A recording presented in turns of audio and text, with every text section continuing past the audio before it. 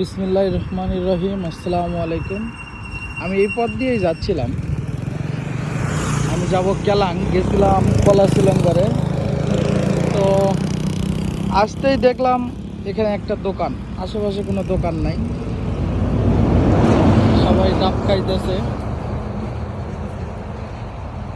লাগি সাতু তো লাগি সাতু। দেখলাম আন্টি এখানে ডাব বিক্রি করতেছে। যদি আমার পিপাসা পাই নাই, আমি জাস্ট কিনলাম, যেন এখান থেকে 2 টাকা লাভ করতে পারে উনি, এই জন্যই ডাবটা কিনলাম। আর ডাব শরীরের জন্য আসলে উপকারী একটা জিনিস। তো আমরা